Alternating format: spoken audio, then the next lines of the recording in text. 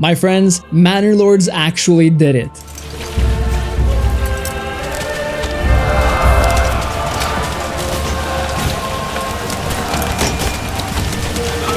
Honestly, I never thought I'd see the day when a single developer armed with passion in his heart and dev skills in his brain would come along and to a large extent fulfill one of my biggest wishes in strategy gaming: to make historical warfare feel realistic, impactful, and meaningful. But that's exactly what Greg Manor Lords has done.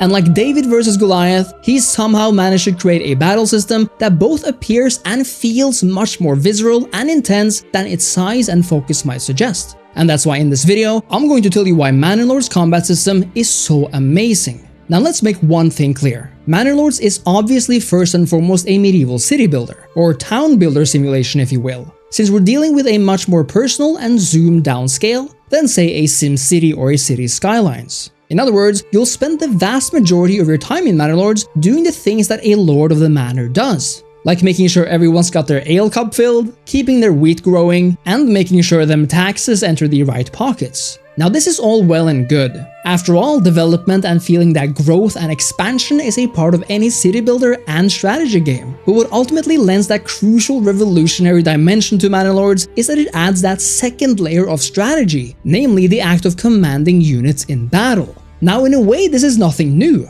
In concept, there is nothing new about what Manor Lords is doing. In fact, you could talk about a historical city builder where you lead your armies to war and completely sincerely talk about Age of Empires. Since, well, that's exactly what you do. But it's the realism, the detail and the immersive aspects that sets Manor Lords apart. And importantly, how this relates to warfare. Because while Age of Empires is more abstract and cartoony, clearly a characterized and distinctively gamified version of history, Manor Lords is more of a simulation. As a Total War player, this is nothing new to me since Total War battles are some of the most realistic depictions of historical warfare we have in gaming. But if you've been following me these past years, you know that Total War battles kind of stopped innovating in the realism and historical department, essentially feeling quite similar for the past 10 years or so. And with no real future prospects, Manor Lords comes as lightning from clear skies, a complete newcomer with no prior history, and knocks it out of the park with its depiction of historical warfare.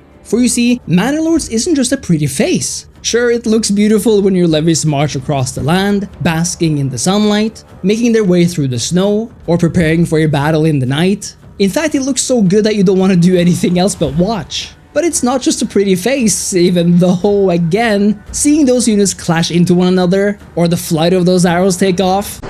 Okay. But it's not just a pretty face. As Manor Lords combat demands that you make use of its tactical options and factors, namely formations and positioning in the heat of battle. Before we go into this system though, I want to make one thing clear. Manor Lords is warfare on a smaller scale in terms of the raw numbers. The battles you'll be fighting here are mostly going to feature men initially numbering in the dozens, before they eventually reach a few hundred at their peak. After all, you're a Manor Lord, not Manor Emperor, and that is a scientific fact. But here's the fun part. It actually works, because contrary to Total War where one-unit battles are, let's face it, quite lame, and the novelty there lies mostly in the grand scale of things, Manor Lords somehow manages to make these smaller skirmishes feel like epic tugs of war. I mean, let's do a little comparison. This is Total War Attila, in my opinion the true last historical Total War title, and to give it an unfair advantage, using the Medieval Kingdoms 1212 mod to make it visually closer to Manor Lords, and using the ultra unit size. Now don't get me wrong, I love Total War, but look at what happens. And this goes for basically every Total War title, not just this one. 1 versus 1 with all the benefits of units just focusing on each other, and we get what can only be described as a very mediocre meeting after the charge. Units look unresponsive, they don't really seem coordinated or capable of hitting anything really, and it all just looks kind of weird. But this remains by and large one of the best representations of historical warfare in gaming to date. That is, until now. Because even though Manor Lords offers battles on a smaller scale, bear witness to how this looks and sounds. Notice how the units for the most part actually clash and seem to bump into and target each other. Look at how the unit collision appears natural with minimal clipping, overlap, or weird positioning. It all comes together with the sounds of battle, with voices and attacks sounding a lot closer and a lot more realistic.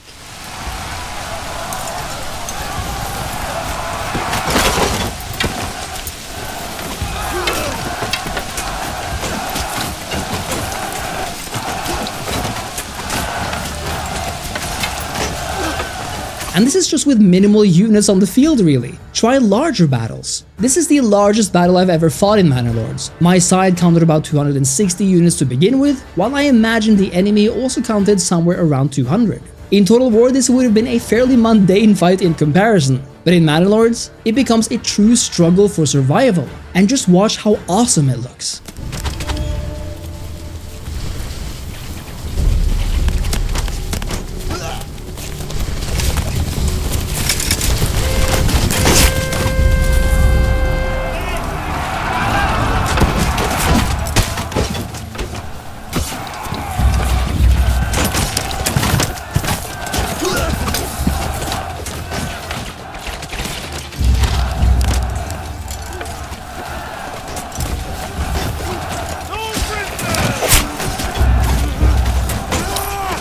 What underpins this on the surface visually stunning and epic experience is the system of factors impacting how units act, and how you can alter their state. In my final showdown with the enemy lord, I managed to secure the high ground right above a narrow river, an extremely advantageous position. Fighting downhill and allowing my troops to rest while awaiting the enemy, letting them regain their strength and make them fit for battle, while the enemy must not only make their way to me, but fight uphill. Further, as I'm able to put my units in defensive stances, not just inherently focusing on defense which raises their ability to hold the line, but put one of them in shield wall which further raises their defensive stats, I had my archers rain arrows upon the incoming enemy.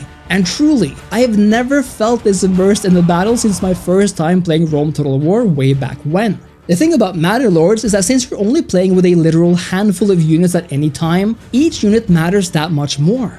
On this field of battle, I'm trying to position myself to check the enemy, again with my archers in the back for maximum usage throughout the battle. My front line manages to halt the enemy main infantry, but suddenly a new group comes charging out of the nearby forest, taking my archers off guard and forcing me to reposition, leaving my center potentially exposed if the two enemy units on my flank manage to defeat me there. Luckily, and as demonstrated right here, Manor Lords brings another strength forward, namely its responsiveness. Notice how quickly my archers begin moving backwards once I order them to, but notably how my second archer unit, once ordered to target this new threat, repositions and individual archers begin to knock their arrows immediately. I can't express to you how much this means to me, namely the fact that these archers are not waiting for the entire group to line up before they fire, but that they fire as soon as they themselves are able to. It's this responsiveness on top of that realistic, weighty feel of things that makes this such a refreshing experience in the moment-to-moment gameplay. And the archers too have attack options, allowing them to either shoot regularly in tandem with each other and on a curve for maximum range, or to shoot straight forward, dealing more damage to units closer in range. But you know what makes this all come together in the end alongside the city building? The fact that every single man on the field is drawn straight from your population at home.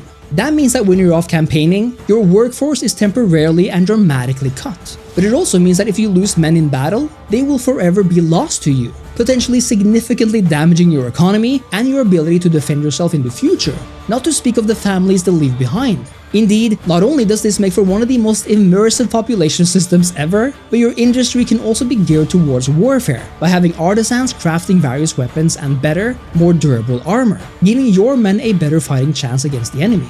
Of course, if you've managed to create a sustainable economy, you can always spare the valuable lives of your men, at least to some extent, and allow mercenaries to do the fighting for you. This can be costly in monetary terms, but mercs are often well equipped and is mustered relatively quickly, which means that they can be a force to be reckoned with all on their own, or indeed as an extension of your levy and personal, well-equipped retinue, the sort of general's bodyguard of Manor Lords, if you will. In other words, Manor Lords' warfare and battle systems are thrills to play, and even though there is more I want to see, every factor at play makes it that much more immersive and that much more fun.